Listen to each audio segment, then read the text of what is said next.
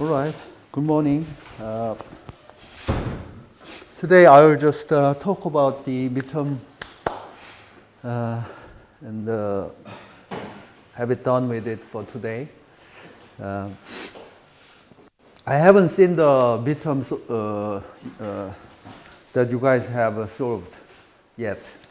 I have taken a travel, so I am returning to the school this Monday, so I haven't seen your midterm solutions yet. That's one downside of post-COVID, era. During the COVID period, everything was online, so I was able to see immediately. But for example, your solutions, but. This time it was the written exam, right? So I was not able to see your solution yet. But I have seen Istiak's suggested solution, but there is not many right answers. So I decided to talk about this today. So there was an essay question. Basically, I was trying to see, in this area of research, direction is very important, right? We are not just doing the programming, right? We need to know what's going on around the world, and then that way we can, write some meaningful new code that can change the world. So I try to emphasize that one more time by giving you 40 points, and then I was trying to see how you guys are assessing the current situation around the fiat currency, right? Fiat currency has a very difficult time, right? There is a competition between two rival countries, China and the U.S., and then they are trying to fight with fiat currencies. Who's going to get the hegemony of the fiat currency world, right? And then they are almost on the verge of colliding with each other, right? Especially in the area around Taiwan island, right? They are trying to have their naval ships, sent out there, and then try to see which force is stronger than the other, right? And and then there is a lot of inflation going on around the world, a lot of them. Because China used to import goods and services to the U.S., and then the price in the U.S. was very stable, right? Because China's cheap product make the price of goods and service more like a deflationary, right? It's getting cheaper and cheaper each year, but these days, in America, it's very difficult to control the inflation because there is no more cheap labor products from China. So that's the downside of this conflict between the two nations. Then I haven't, like I told you, I haven't seen your solution yet. But here I emphasize the title of the essay, right? Title basically tells the reader almost half of your story already, right? So making a good title is very, very important. And then I have given you homework type of questions in problem number 2 and 3. All right. So here I will just talk about these problems today. So here I want you to refer to the original Bitcoin protocol which we have studied, and my lecture note for this problem. So this is just like a homework problem, right? So show your calculation steps. Assume Antminer S19 Pro. This is the fastest hash machine available today. Assume that. And then the hash rate is 110 terahashes per sec. This is the price. 2,860 US dollars. And consuming this much power. 3,250 watts. And then the Bitcoin price is around $30,000, right? That's the assumption you have to make. And then I have attached, because this is closed, I mean, this is, in-class exam, I have provided this for you. So Bitcoin block, 785,611. And there is a difficulty level written right here, right? And this is the amount of Bitcoin created in this block, and so on. Okay? And then I am asking you this question: what is the hash rate of the Bitcoin network, right? At this block. Basically, again, the difficulty is this one, right? So, in order to determine the difficulty, the actual difficulty, because Bitcoin difficulty level starts at the difficulty of 1 at what level? Basically, 32 leading zeros are the basic difficulty level. Okay, so we have to think about that in order to translate into this mathematical difficulty that I have defined in my class, right? So 1 over P is the mathematical difficulty. So here in this case, it is easier to do the calculation when we do the calculation in the logarithmic scale. So you take the log 2 of the difficulty, which is 45.4447. So you can imagine that, I need to have 45 leading zeros, right? And then plus 32 leading zeros. So 32 plus 45 is the actual difficulty level, right? So if you take that into account, basically, the actual difficulty, I defined it as log 2, difficulty 2. So it is 45.4447 plus 32. So that is 77.4447. Okay. Then the difficulty, actual mathematical difficulty is this one. That is 2 to the power of this number right here. So it is 77.4447, and this is the actual difficulty. Okay. So that's it, right? Then basically that number is should be equal to 1 over P, 1 over P, where P is the single cycle hash success probability, right? So because this is the geometrically distributed random variable, right? So e to the power of k, where k was the random variable that we defined in class, that is this one. You have to have this many hashes in order to have a single success, right? So that's it, right? And then the probability of hash success in a single hash is inverse of this number, so that should be P of inverse of that one. So you just need to take the plus sign, replace to be the minus sign. That's it, right? So that's the probability of a hash success in a single cycle, right? And then you can calculate the hash rate.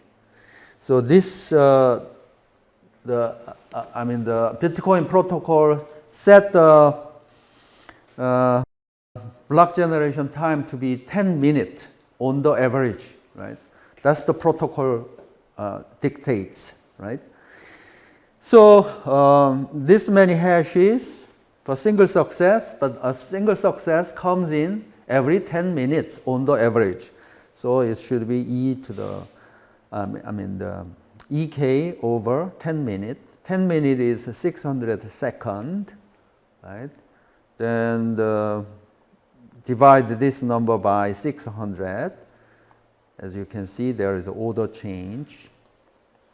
So it is 3.4279 e to the power of 20. So e to the power of 18 is XR. So it becomes, we bring this 2 place down there. So it is 342.79 exahashes per sec. Okay? So that's the hash rate of the network, right? We have done this in the class, right? I hope everybody got it. And then I'm asking this one more time in terms of block, right? But block is made every 10 minutes on the average. So it is the same question that I have here. But here I asked it for hashes per block, but it's the same thing, right? Because block is made every 10 minutes, so that is exactly the same number as this. Hashes per block is the same as hashes per success, same thing. Just the unit change, the number stays the same. And what is lambda, the block generation speed of the network? Basically, every 10 minutes, one block, right? So you can either say lambda in terms of block per second is 1 block per 600 seconds. So that is 0.0017 block per second, or 1 block per 10 minutes. Same thing, right? Same thing. All right. So either of these answers is okay.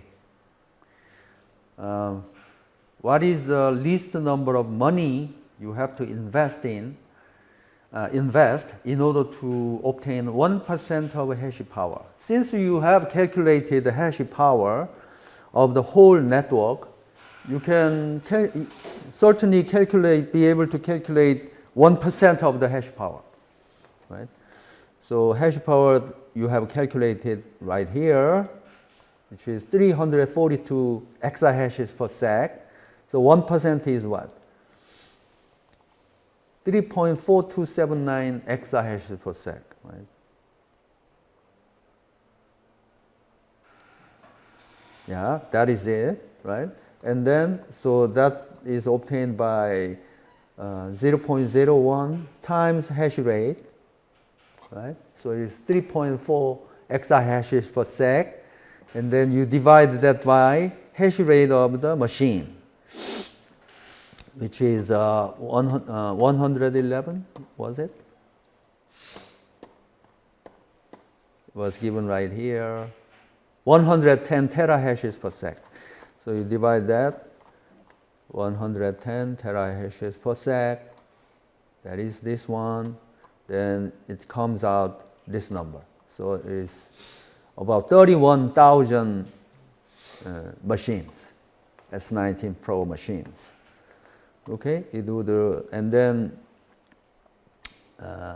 you need this many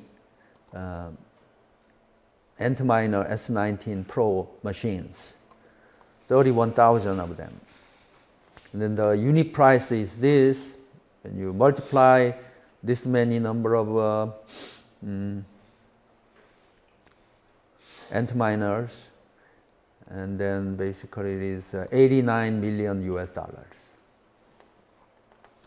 And suppose your cost is only the electrical payment, and you are making a mining site at Virginia, USA, where the electricity cost is 0.1 US dollars per kilowatt hour. And then following your investment in 2.7, how much profit are you expect to make in a single day, right? So the number of miner machines, same as 2.7. And then power rate per machine is 3.25 kW. And basically, in terms of watt, it is power rate per my plant. I have this many machines in my plant, so you multiply that, that will be about 100 megawatt. 100 megawatt you consume. And then the electricity cost per joule, basically it is, you translate kilowatt hour to joule. Then basically the cost per joule is 277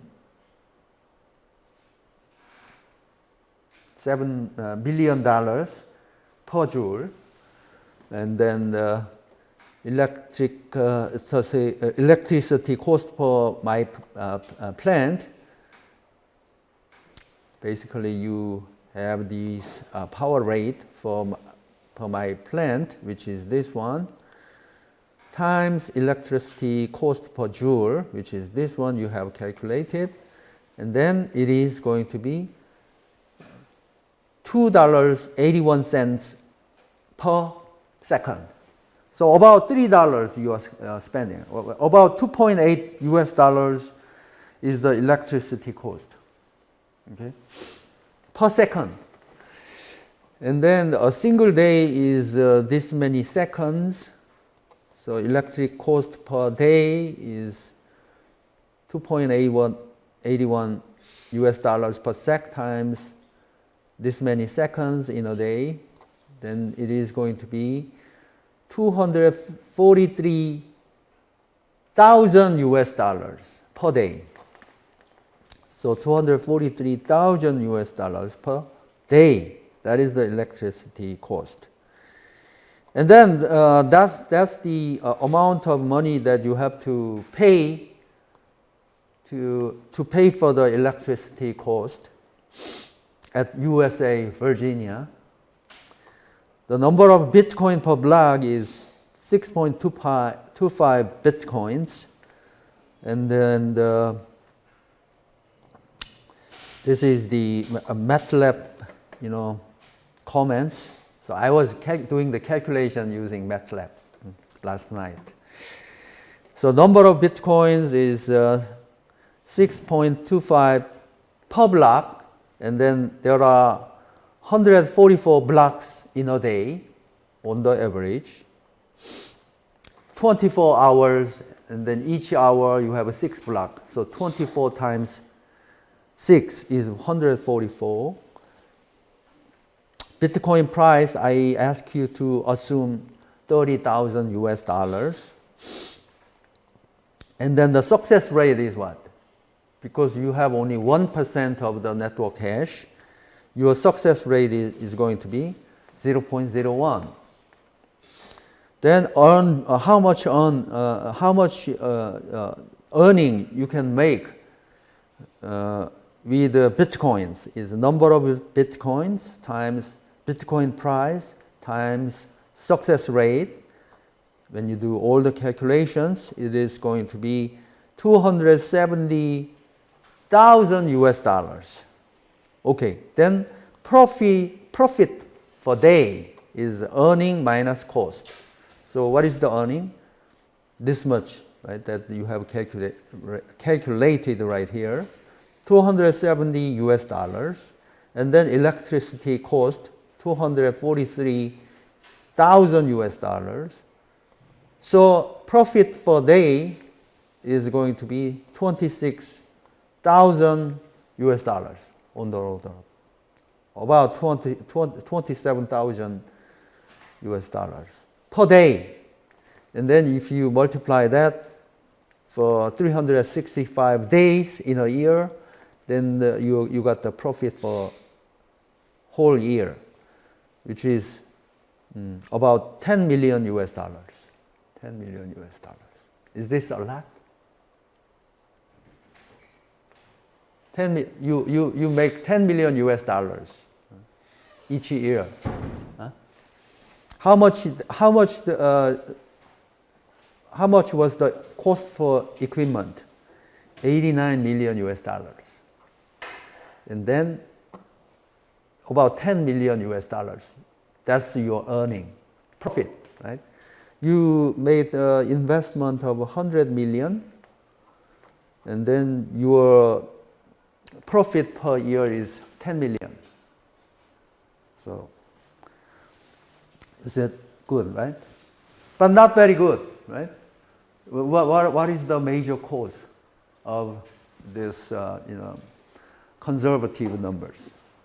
What would you have to do in order to increase the profit? You will not do mining you will not build a mining site in the US, right? It's very expensive. You will have to move to Kazakhstan or some Central Asia where the electric cost is very cheap, or move to a volcano site. There is a lot of electricity mined from the ground, right? So the electric cost is very, very cheap. Then your profit will be very, very large. But anyway, you can see, through these calculations, how the earning structure and then cost structure is built into the mining businesses. Okay. And what is the least number of mining computers at the time of generating at this block? It's the same homework question, right? Same as the homework question. So I am asking you the least number of mining computers. So probably what you have to do, you would like to find out the fastest mining machine available in the world, right? Then I ask you to assume this one was the fastest, so you use this one in the calculation. Then basically, it will give you the number of computers. So you just do this, and you get this number, which is 31,000, right? And then how many years would it take to mine this block? Okay, so the mining chip technology is making it available for us to buy. The chip price is getting less expensive each year, but the performance of chip increases over a year, right? So when I was doing this calculation like 3 years ago, it would take 3 years for the faster machine to mine the Bitcoin network single-handedly, 3 years. But here I have done the calculation, it came out to be 59.29 years, right? So the speed of catching up with the technology, right? And then there is a speed of increase in hash power. Which one was fast? The hash power increase is much more fast, right? That's why this is the result. About 60 years to mine a single block with a single mining machine, the fastest mining machine. All right. Do you have any question on so far? So these are all same as the homework questions, right? You got all these questions right?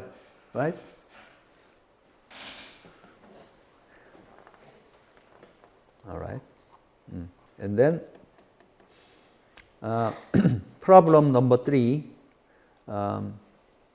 double spending success probability. Then use a problem 2's Bitcoin block, same as previous. And the number of blocks per confirmation is 5 blocks. So in my lecture note, this is equal to z equal to 5. So what is the type of double spending attack the attacker can launch? You learned in class. The kind of attack that attacker can launch is one kind only, right? What is that kind? The attacker should know the private key of the address where there is a money, right? If attacker doesn't have a private key of any address, then he cannot do any attack on those transactions, right? Because that's like negating the cryptography, right? So no one can do that. So that's only those transactions that attacker can put a handle on it is those transactions where he was the payer, right? So only those transactions he can change, right? Because he knows the private key. And then discuss a possible double spending attack scenario. You can take a look at my lecture note. And then there is an attacker who plans to build a site at US Virginia. What is the number of Antminer S9 Pros he can buy to equip his mining site so that he can get a 1/10 of the block generation rate of the Bitcoin network? What is the probability of the double spending attack? So you can have two network, right? Lambda H is the block generation rate of the block generation speed of the honest network, which is 1 block per 10 minutes, doesn't change, right? And then attacker is 1/10 of the block generation rate of the Bitcoin network, so it is 0.1 block per 10 minutes, right? Once you got these two numbers, then you can calculate the P. P is the given a new block formed, which one this belongs to, attacker or honest network. That's what the probability P here is. So P here is 1 over 1.1 because the aggregate speed is because you are bringing 10% more of the hash power. It is going to be 1.1 block per 10 minutes. 1.1 block per 10 minutes. That is the aggregate network block generation rate. All right, then it is 1 over 1.1. So P is 0.9091. What about Q? Q is P plus Q should be equal to 1. So it is. You can obtain that way as well. Or 0.1 divided by 1.1. Same story. So it is 0.0909. That's Q. Once you have calculate P and Q and Z, then you should be able to calculate the double spending success probability. All right. So I have given you the precise result. The Satoshi Nakamoto's result was an approximation, basically. So this one will give you the precise rate. And then this one, only the parameter that you need to know is Z, P, and Q. So you should be able to calculate it. I haven't done the calculation. By the way, you can compare this formula with Satoshi Nakamoto's formula and then draw a graph, right? Then you will be able to see how much is the difference. And then that's it. And then note that the probability of double spending success is tiny, right? a small probability is one matter, but one would still be able to launch an attack as long as it provides some profit, right? So we can talk about profitable double spending attack. For example, double spending success probability is, let's say, 1 out of 1,000, right? Then what would be the profitable double spending attack scenario? You try 1,000 times, you have one success, right? That's what 1 out of 1,000 means, right? That means you try to attack the network 1,000 times, right? And then you will open up your attack only when you are successful. And then you will pay for the cost for 1,000 attacks. And then you will have a one success. If the one success bring you the cost of 1,000 attacks, right? Then the attacker has the motivation to continue to attack, right? So that's the scenario that I have described in my lecture note. And basically, that's it for midterm exam. Okay. Do you have any question in the exam? By the way, in-class question helps me clarify some points, right? Rather than outside the question, outside of class questions. It's just the individual question, but it does not help the whole class. So I would like to rather have in-class questions so that I can focus more on the questions that you have, right? So in-class questions are encouraged, okay? Any question would be encouraged if you have lots of time left. Okay? Otherwise, I'll stop and go, assuming that you guys all know about these questions. Any questions? Anyone that I want to repeat? You want me to repeat? Everything clear? Really?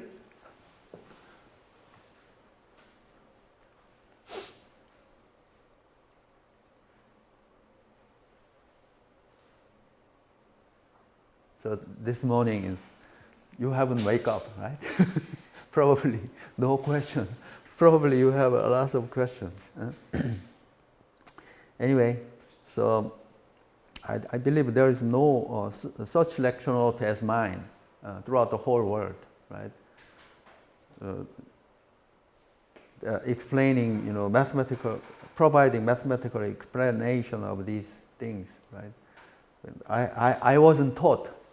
This is not from that I have taken from someone's textbook or code, but I have reasoned through the mathematical procedure. This would be the most natural approach that any rational mind can approach. And then it came out to be exactly the same as these results right here.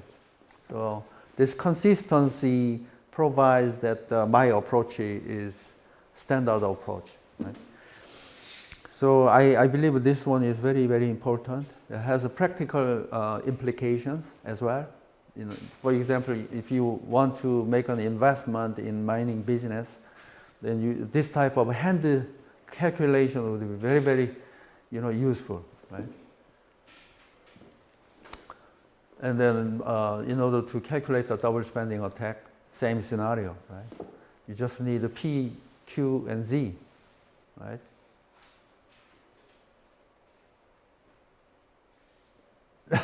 Now, any question? 네.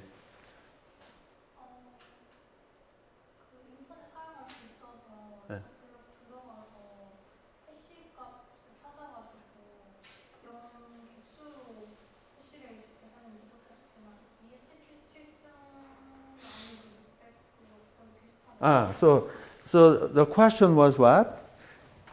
한국말로 question 한 번만 더 요약. 지금 말하던 거니까 내가 영어로 다시 말해주려고.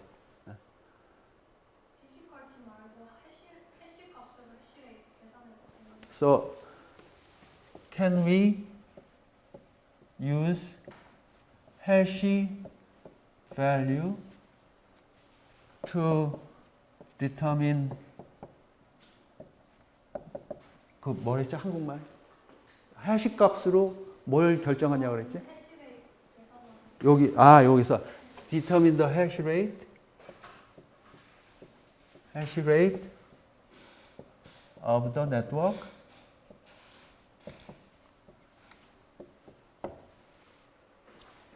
Right? Okay. Did you guys have this type of question inside your mind as well? So here, that's very good question. Let's go to that. So for example, which one that you are talking about? 여기는 없네, 그죠? 요건 해시 값인데 여기 안 나와 있어서. Alright, that's 그거 좋은 question이에요. Alright, 가봅시다. So let's go to the network. 어디 갔지?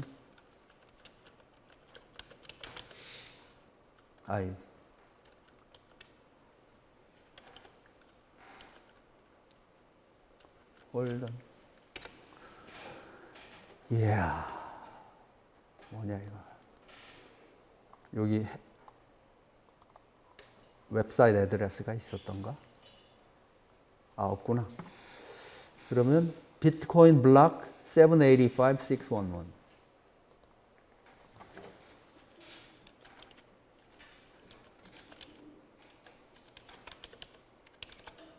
7 뭐 있지?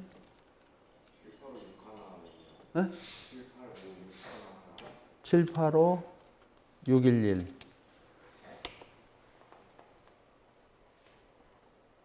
요게 좋겠지?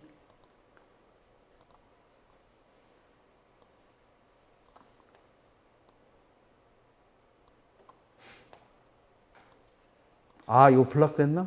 학교라서? 안 되는 거 보니까? 학교라서 안 되나?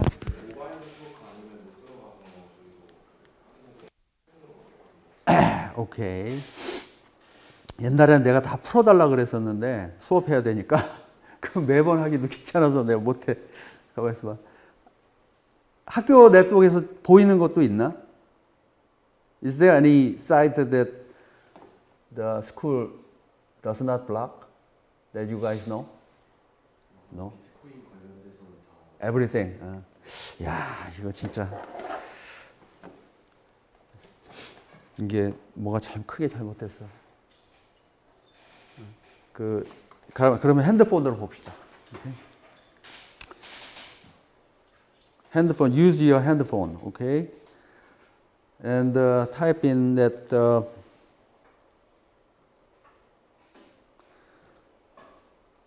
block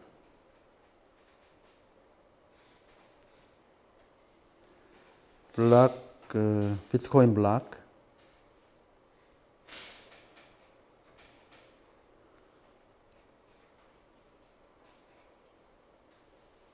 Okay.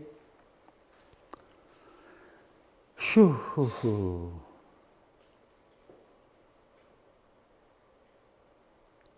You go there, and then you see the block, and there will be a hash value.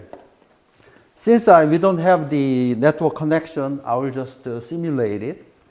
So if you know the information from your handphone, let me know. But it will be somewhere around, it is a number, right? It is a number. So, block number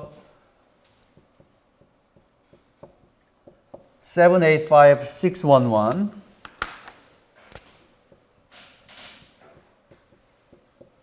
Then there will be the hash of the block, right? Hash of this block, right?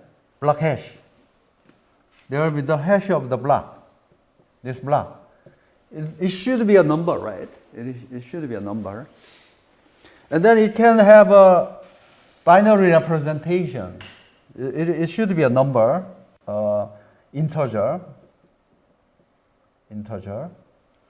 But it can have a binary representation of this integer. So it will be something like this, right? Lots of zeros in front, right? And then some numbers right here, right? And then lots of zeros back here, because this is the exact number. And then basically this number should be smaller than the target number, right? Target number. So is this number should be smaller than target. And then what is this target number? What is this target number? Some number, right, that we have calculated right here as a difficulty 2, which is this number. And then if you represent this number in binary, it will have lots of numbers 0 in front, and then some random looking ones and zeros, right? So this hash here is what? Actually, it is a random number, right? Random variable, you can treat it. It is a number smaller than a target, right? So depending on the block head, this number changes in each block, right? But the average value stays the same, right? With the same difficulty. This number changes. Sometimes close to target, sometimes very smaller than target, like that. So this one here, can we use the hash value to determine the hash rate of the, yeah. So this one, you can calculate the number of zeros. Number of zeros here, you can calculate that. But that is going to be just the approximation, right? This is approximation. But I want the exact number, right, in this question. And then I have given you the way to calculate this exact number in my lecture note, right? So if you, what is the downside of this? Using the number of zeros as the difficulty level, what is the downside of that approach? If you use the number of zeros in the leading positions, right? What would be the size of the difficulty? What is the step size of the difficulty level? You either increase the difficulty by 1 bit, so twice more difficulty, or twice less difficulty. So the step size will be very big. So you cannot do continuous transition of difficulty level change. Right? You cannot make continuous change on the difficulty level. So people have used this approach, right, to make a smooth transition of difficulties. Okay? Have I answered you? 이해 저기 됐어요? 그러니까 한국말로 다시 얘기하면 그렇게 해도 되는데 그거는 approximation이고 리딩 제로로만 하는 거니까. 근데 전체 넘버를 다 가지고 하면은 approximation이 아니고 이제는 exact가 되는 거죠. 그러면 그렇게 했을 때 장점이 뭐냐? 레벨 체인지 할 때 스무드한 트랜지션을 할 수가 있다 이런 거죠. 안 그러면 2배 어려웠다가 2배 쉬웠다가 이렇게 왔다 갔다 한다 이거죠. Alright? So is there any other question? We have lots of time. I'm not going to do another lecture. I'll just stop here if you don't have a question. I emphasize, if you have a question, ask now, rather than ask after class, right? I welcome questions. 그 학생 지금 질문해봐봐. 수업 시간 끝난 다음에 질문하지 말고. 응. 그 in-class question을 하는 게 도움이 된다고, 모두에게. 그지? 혼자 클래스 끝난 다음에 질문하면 내가 또 엑스트라 시간을 하고 다음 시간에 또 되고 하는데 인클래스 시간에 질문하면 도움이 많이 돼요. 다른 사람한테도. 한국말로 해도 되고. I will change it in Korean into English, right? So make questions. Istiak, do you have any question? My solution is very different from your solution, right? Order of magnitude different, right? Do you have any question? I don't have question, but I have a thinking. My thinking means that always this Bitcoin solving its complexity and calculation all things regarding to power consumption. I don't understand. From my concept, Bitcoin mining and all things cost calculation regarding the electricity consumption. Then somehow it is possible that all the machines it is more speedy or not. Someone is slower machine, someone is speedy machine, but the Can you make a question? yeah? Can you make a question? I am talking about that. Is it possible to modify the Bitcoin program to consume certain amount of calculation power from each machine and attend to the mining? I mean that everyone we have different machine and a different calculation power. Processing power. Yeah, we have done the homework, right? I have done 3 kinds of mining machine network, right? In my homework, right? You can use that calculation, and then you can specify more, kinds of mining chips, right? Or a mix of mining chips, right? And then you can make a more precise calculation. Yeah, of course, yeah. But that would not be for midterm exam. Maybe for homework. 또 다른 question 있나?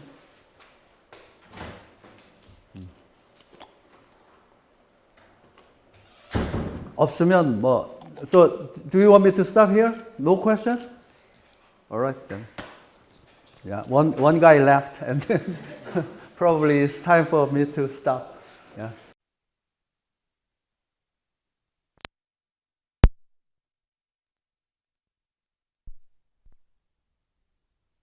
Use the result in my note. By the way, I was trying to solve this problem, and my lecture note has some typo in it. This Euler's identity in my lecture note,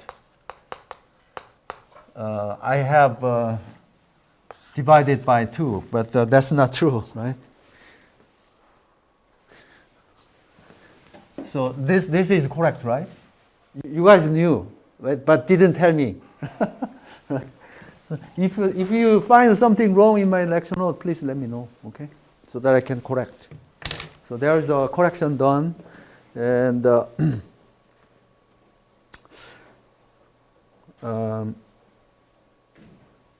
yeah, okay. And then using that Euler's identity, basically cosine 2 pi epsilon t can be decomposed into 2 phasors like this: e to the jx plus j to the e to the minus jx, or minus, 이게 또 타이포가 많아.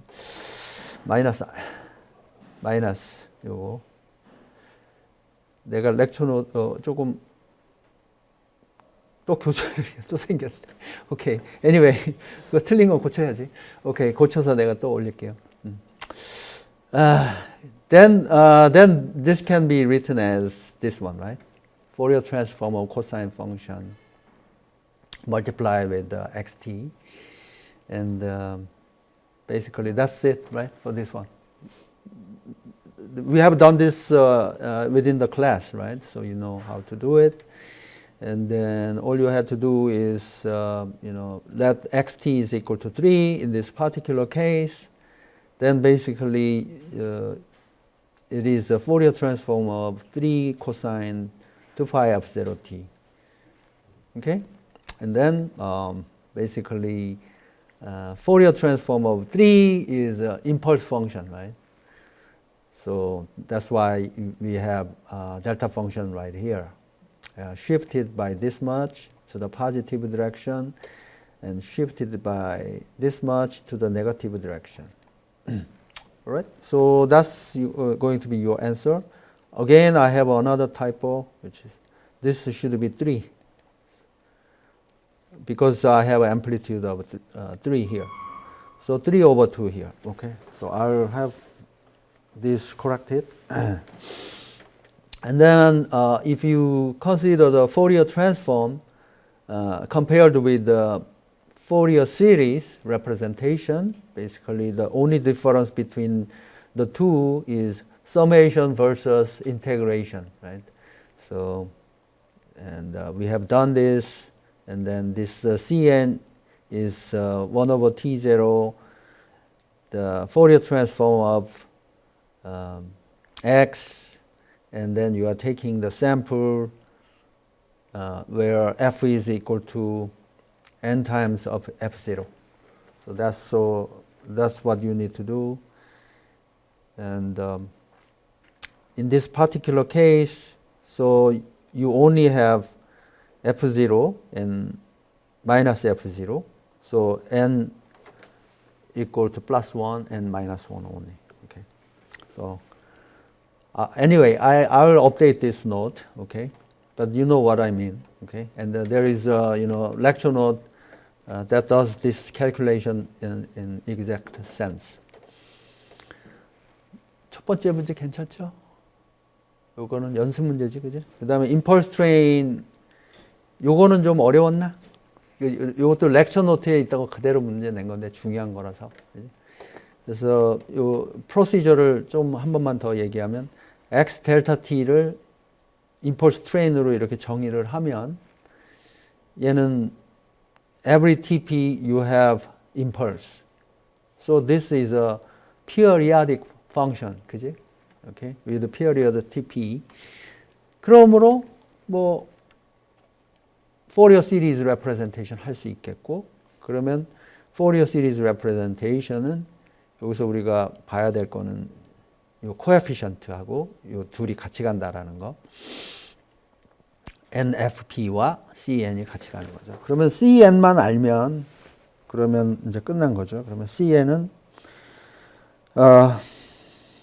FP integration from minus TP over 2 to TP over 2 and the delta function. 이 델타 펑션이 있기 때문에 이제 shifting이 되는 거죠. 여기가 T가 0일 때만 이밸류에이션이 가능한 거고 나머지는 다 0이니까 그래서 이게 FP가 된다. 이것도 수업 시간에 했죠. 그래서 이 CN은 그냥 FP다. for 모든 n에 대해서. 그래서 x delta t, this periodic function can be represented using Fourier series FP times summation of exponential function. 요거는 베이시스 벡터니까 Fourier series representation에서 쓰는 변할 게 없고. 그러면 we can take the Fourier transform of this, then Fourier transform of this expression right here. That's what we do. And then Fourier transform can move inside the summation, okay, because it's a linear operation. So we can move inside Fourier transform. Then Fourier transform of exponential function, we know that it is a delta function. Only the part that you have to be careful is this NFP part, and that is shifted delta function by NFP. So that's the result of taking Fourier transform of impulse train in the time domain, and then we get impulse train in the frequency domain. All right, and basically that's it. All you have to be careful is this FP appear as a scaling factor, okay, of this in the frequency domain. So we have done that, okay, right? So that's the useful information. Maybe we can write this result down for the next question. So x delta t impulse train delta function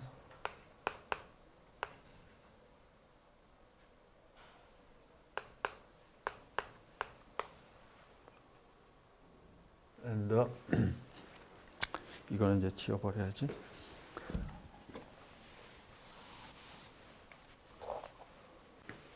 그림이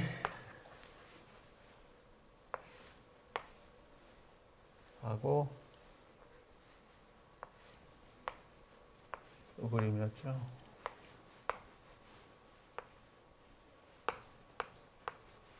반복이 되고 하나 더 그려야 되네.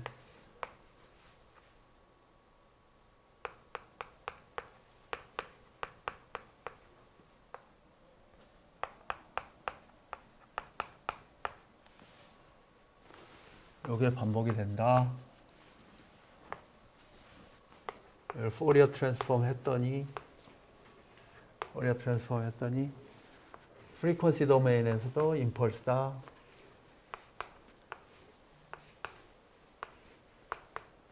그리고 FP 2FP 마이너스 FP 마이너스 2FP. 근데 이게 area under this impulse function is FP다라는 거지. 그것만 조심하면 된다라는 거죠. 그게 우리 결과죠, 요게. 됐죠? 포뮬러를 안 적었네. 그래서 여기서 노테이션을 F 펑션으로 주면은 FP가 스케일링 팩터로 나오고 얘는 N으로 쓰면 더미 베어리어블 델타 펑션 프리퀀시에서 NFP 이렇게 된다 이거죠. 포리어 트랜스폼 얘네 둘은 포리어 트랜스폼 페어다. 그게 요거 결과 맞죠? 오케이. 그러면 저걸 가지고 우리가 when we take samples we use this result and the FP here is 1 over TP. 그래서 요 거리가 TP면 여기서 요거는 FP인데 요게 1 over TP 이거다 이런 거지. 두 번 썼네. 에이, 하나 치워. 됐죠? 됐죠? 그 다음에 the third question. There are two different